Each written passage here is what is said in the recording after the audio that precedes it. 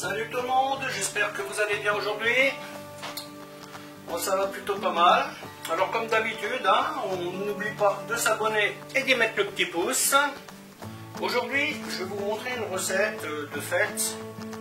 C'est une pintade farcie au mori.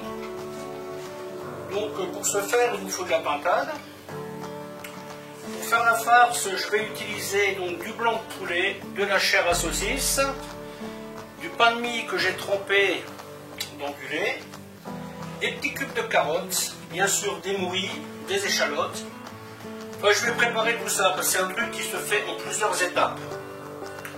Avant de faire la farce, il faut que je prépare les morilles. Enfin, vous voyez, il y a pas mal de choses à faire.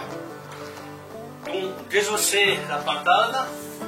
Et aussi, il faut faire un jus de pintade.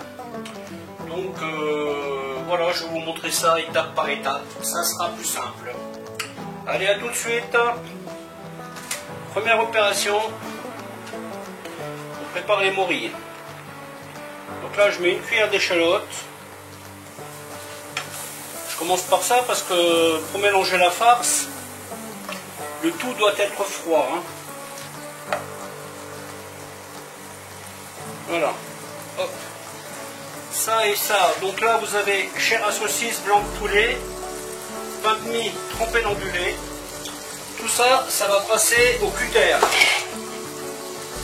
Et ça, je mettrai en dernier dans la farce. Quand les morilles seront froides, je finirai la farce. Donc l'idée, c'est de les blondir.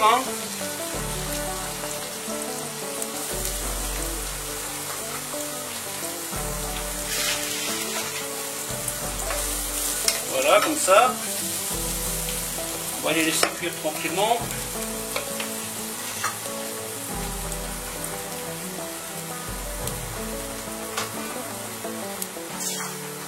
Je rajoute un peu de ciboulette. Ensuite, j'y mets les morilles. Alors les morilles, ce sont des morilles séchées.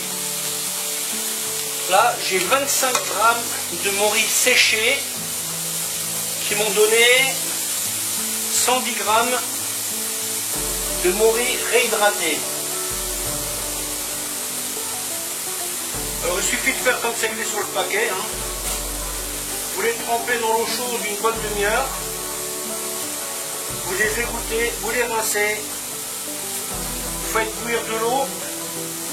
Et vous mettez vos morilles là-dedans pendant 1 minute, pas plus. Et vous les retirez. Et après, vous pouvez les travailler comme bon vous semble. Je mets un peu d'ail.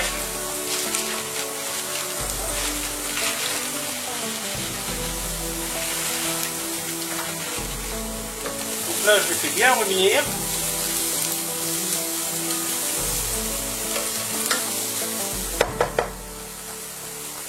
Donc ceci va parfumer notre farce.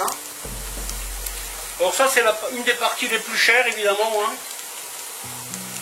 25 grammes de morilles, ça revient à plus de 14 €, pas tout à fait 15. Alors si vous voulez faire moins cher, vous pouvez. Vous changez de champignon tout simplement. Flambage.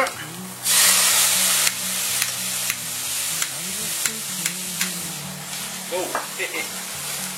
Voilà, et on laisse flamber. N'oubliez pas les consignes, toujours un couvercle à côté, ne jamais verser avec la bouteille.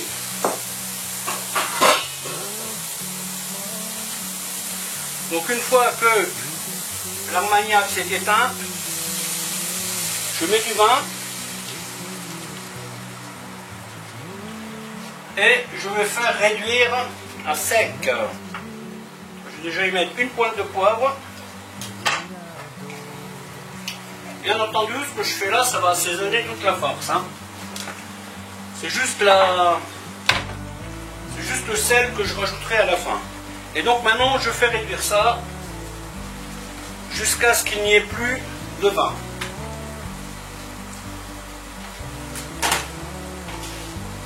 Et pendant ce temps, je vais attaquer le désossage de la pointade. Donc ça c'est une pointade fermière que j'ai cherché au marché et que j'ai payé pas tout à fait 20 € le kilo. Non, 20 € pour 1,3 kg, pardon.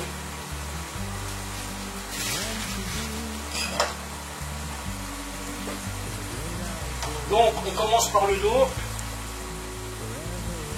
L'idée est de reconstituer la volaille. Tout ce que je fais délicatement, vous voyez, je suis l'os.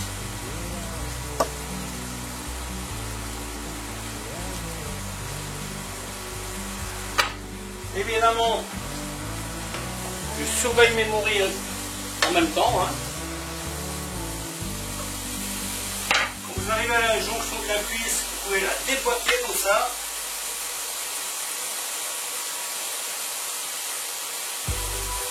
Le mieux c'est d'y aller doucement. Hein. Vous regardez bien où est l'articulation. Voilà, et là elle est déboîtée. Vous voyez? Vous continuez de suivre. Les morilles. Encore 2 petites secondes. Et ça doit le faire.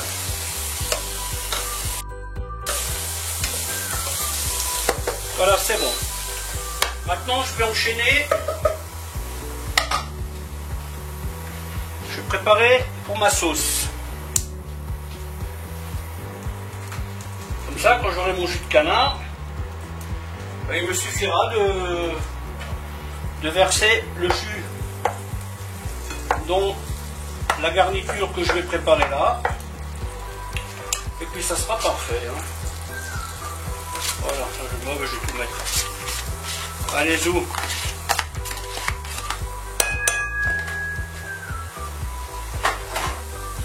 Donc là, je vais rajouter 2 petits clous de girofle, un petit peu d'ail, une feuille de laurier, herbe de Provence.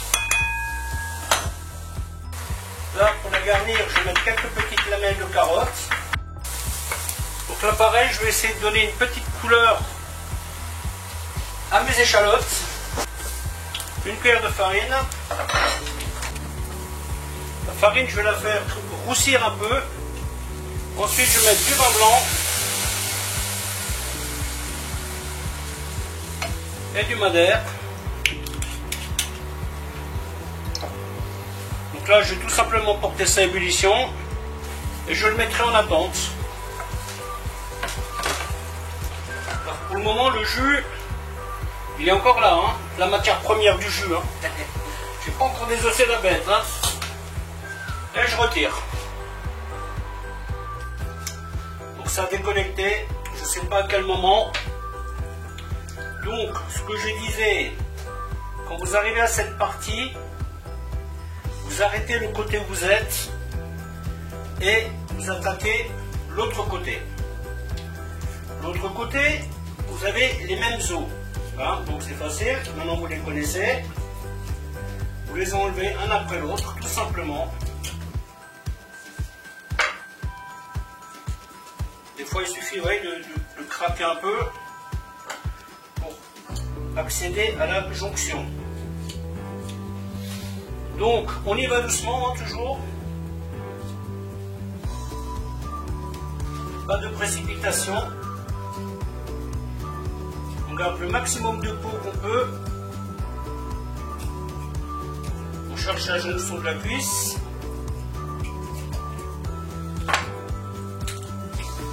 On déboîte la cuisse. Ensuite, hop, on passe derrière. Et puis voilà.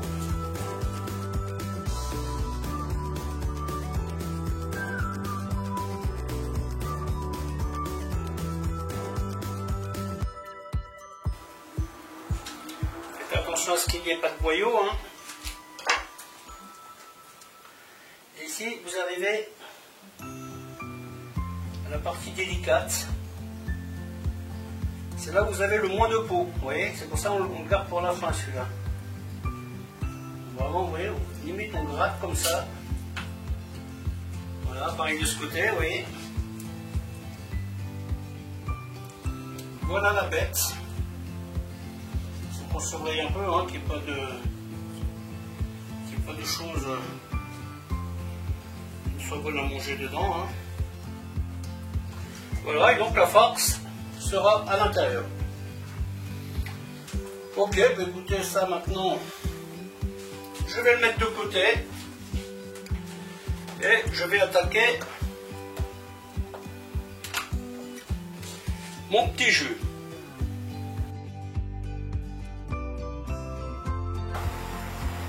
Donc là, je vais le couper aussi petit que je peux. Hein.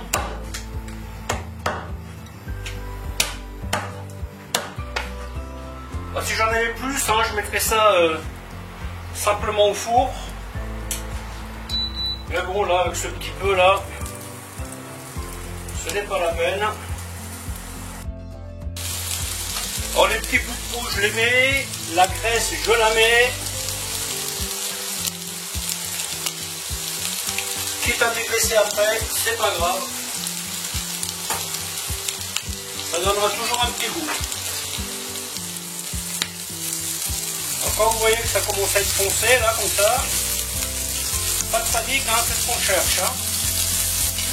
C'est ce qui donnera la couleur à la sauce. Ensuite, je vais y mettre la garniture. Voilà, maintenant je colore la garniture. Donc là, vous noterez que je ne rajoute rien. Hein. Pas de feuille de laurier. Vu que j'ai tout mis dans la garniture de la sauce, je n'ai pas besoin de la remettre ici. Hein. Logique. Ensuite, on enchaîne avec la farce. Donc ici, ma chère à saucisse, c'est une saucisse paysanne fumée crue que j'ai achetée l'autre jour. Je mets ça pour qu'il y ait un tout petit peu de gras quand même dans cette farce. Ensuite, les aiguilles de poulet. Ensuite, le pain de mie. Alors, pain de mie, bien entendu, sans croûte. Hein. Normalement, si vous faites 100 g de pain de mie, 100 g de lait, vous n'êtes pas obligé de le presser. Bien entendu, la garniture que vous allez trouver proprement, vous ne la mettez pas dedans. Hein. Ça serait dommage. Donc là, le moment est venu de dégraisser. Ouais, et on change tout simplement de casserole. Et on y met de l'eau froide. J'ai prévu de mettre 2 œufs là-dedans. Mais je vais commencer d'abord par un. Opération salage. Moi je procède comme ça, vous voyez, je fais une fois, 2 fois, 3 fois. Bien entendu, on goûtera pour être sûr qu'il y en a assez.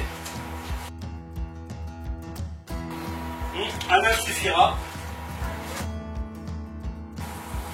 Voilà, donc maintenant ça bout et je vais le laisser une demi-heure, 1 heure. Je verrai en cours de route hein, si ça s'accentue le goût ou pas. Hein. Voilà donc le moment est venu de faire le mélange. Donc la farce, je l'ai mise donc, dans un cul de poule. Alors j'ai chiffré grosso modo cette recette. Hein. On n'est pas loin du prix que vous trouvez avec le produit fini dans les magasins. À la différence que là-dedans vous avez 120 g de morue. Hein. Donc là sur la masse totale, à vue de nez, vous avez 20% de morue dans cette farce. Hein. On est loin des 0,2%, je vous le dis. Hein. Et comme dit, si vous voulez faire une recette sans morue, vous pouvez. Hein. Vous pouvez même faire avec des champignons de Paris si vous voulez, vous pouvez faire avec des marrons si vous voulez. Tout ce que vous avez à faire, c'est changer l'appellation. bien entendu, comme d'habitude, je vais avoir trop de farce. Mais là, j'ai prévu le coup. Hein. Vous avez un petit bonus aujourd'hui. Si vous n'avez pas envie de vous embêter la vie à désosser une pintade, vous aurez un petit bonus. Ouais, donc là, vous avez une belle farce, vous voyez. L'orange de la carotte, le noir de la morue, le vert de la ciboulette. Une fois que ça sera cuit, ça sera joli. Le moment est venu de filtrer les eaux. Là, il y a une petite combine, vous voyez. Je remets dedans. Hop.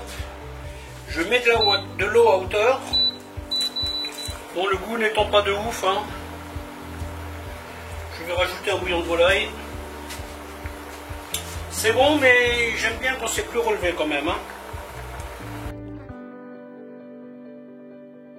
En fait, ce genre de plat, il faut toujours faire attention à ne pas vous retrouver submergé par la vaisselle ou par la saleté. Hein. Parce que ça va très très vite. Hein. Pour ça, moi, là, j'ai pas de vaisselle à ce stade. Tiens, par la casserole que je viens de vider, j'ai pas de vaisselle. C'est très bien comme ça. Hein. Et c'est juste parce que je l'ai faite au fur et à mesure. Hein. Bon, là, on va se préparer pour la suite des événements. Ouais, la sauce est un peu trop claire, donc là, je vais mettre de la pâterelle pour lui donner une jolie couleur brune. Ce sera plus agréable dans l'assiette que la couleur d'origine. Donc cette sauce, je vais la laisser cuire quelques minutes. Maintenant, nous allons attaquer la partie chirurgicale de la vidéo. Nous allons reconstituer la volaille. Donc là, je vais préparer ma petite aiguille. Aiguille à brider. Hein.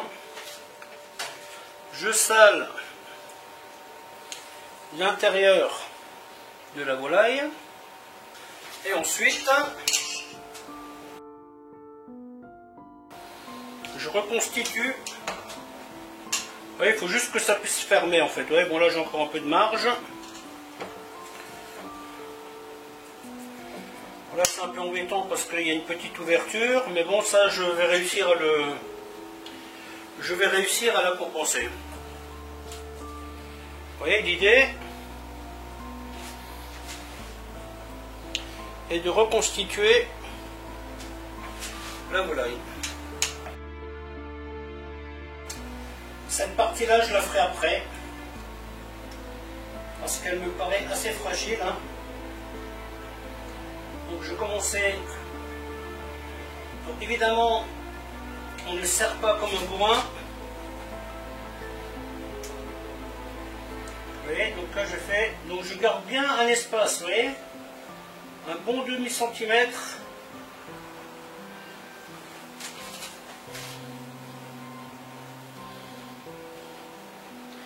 Et à chaque couche, je fais un petit nœud. Alors si vous n'avez pas d'aiguille à brider, vous pouvez utiliser une aiguille à canevas, hein, ça marche aussi. Hein. Pendant longtemps, j'ai fait ça avec une aiguille à canevas. Hein. Il faut juste que le chat soit assez grand pour y mettre le fil. Après, il existe des fils qui sont un peu plus fins que celui-là. Hein. Ça, c'est le fil boucherie, hein, donc...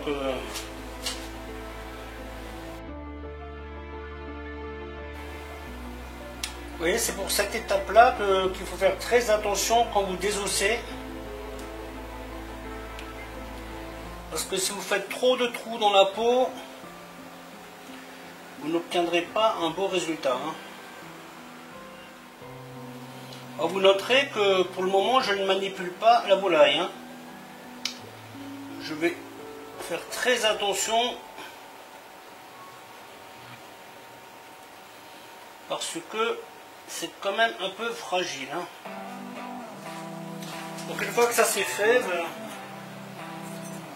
les trop pleins de ficelles, on les enlève. Parce que là, il nous reste une dernière étape. Bon, je vais déjà saler ce côté. Voilà. Et là, on va faire le façonnage final. Donc, je crois que je vais laisser ça comme ça. Et la ficelle.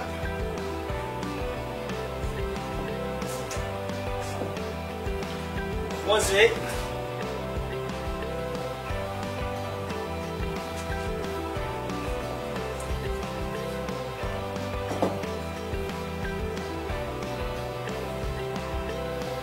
Croiser. Vous retournez. Faites bien attention de prendre les ailes avec.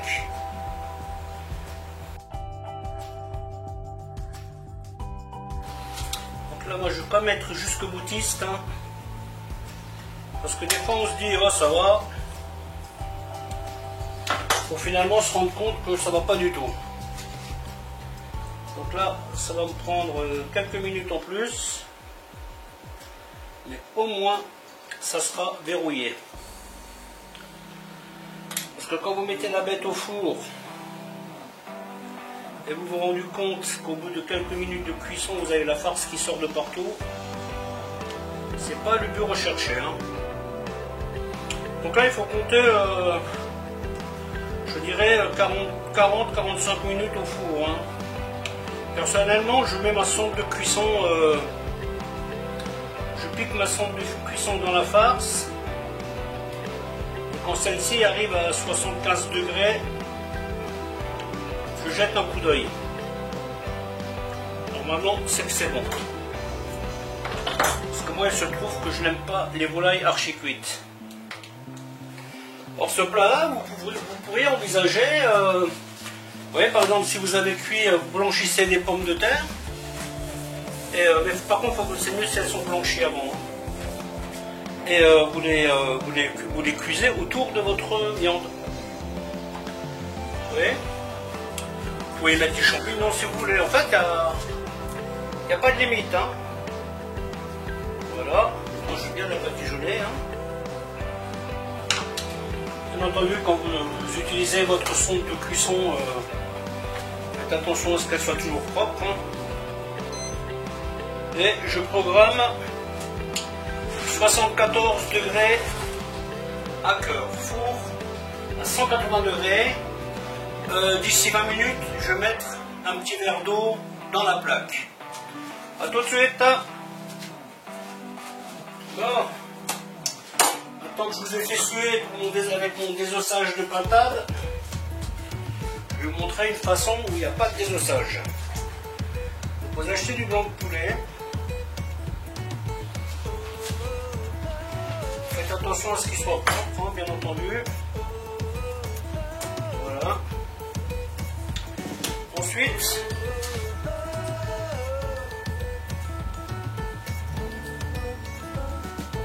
voilà, on l'étale un peu comme ça.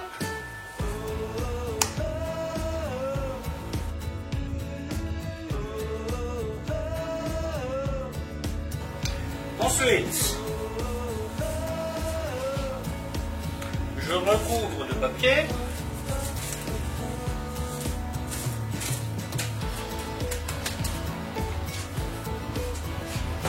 Je prends mon petit ustensile délicat. Donc, une fois que vous avez fait ça, vous ouvrez. Hop, quand il y a un trou, ça ne marche pas. Donc là, je vais changer le papier. Ensuite, vous mettez la farce au milieu.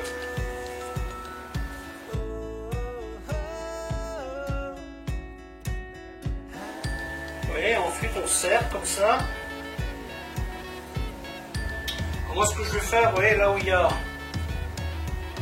peu plus, je vais le ramener là où il y a un peu moins.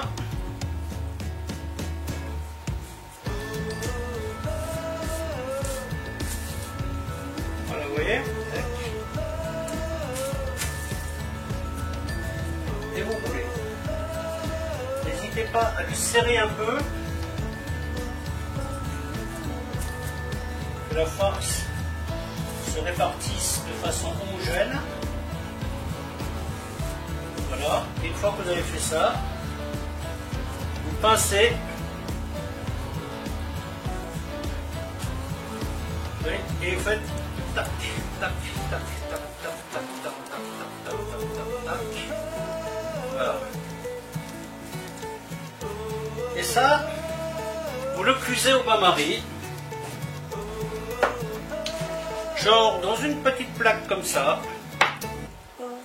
Vous mettez un peu d'eau, du vin blanc, du bouillon, ce que vous voulez. Hein, et 110 degrés au four. Donc là, je pense que 110 degrés, il faudra une petite demi-heure. Une fois que c'est cuit, vous le sortez. Vous le laissez là, vous le laissez reposer un peu. Ensuite, vous enlevez le papier. Et ce boudin, vous pourrez le finir au beurre. Vous voyez, vous mettez entier à la poêle, vous le grillez un petit peu. Et ensuite, vous coupez de jolies tranches. Et puis, ça vous fait une entrée sympa. Non, ça vous fait un plat sympa pour vos invités. Et vous pouvez mettre, pareil, il n'y a pas de limite au niveau de la farce. Hein, vous mettez la farce que vous voulez. Vous n'avez aucun problème avec ça. Donc moi, je vais attendre que la pintade entière soit cuite. Parce que là, mon four est à 180 degrés. Et c'est seulement après que je vais mettre celui-ci à 110 degrés. À vous de choisir votre façon qui va vous arranger le mieux. Hein. Bon, je pense pas que ça sera le désossage, mais bon, au moins, si vous avez envie de tenter le coup, vous saurez comment faire. Allez, ciao, ciao!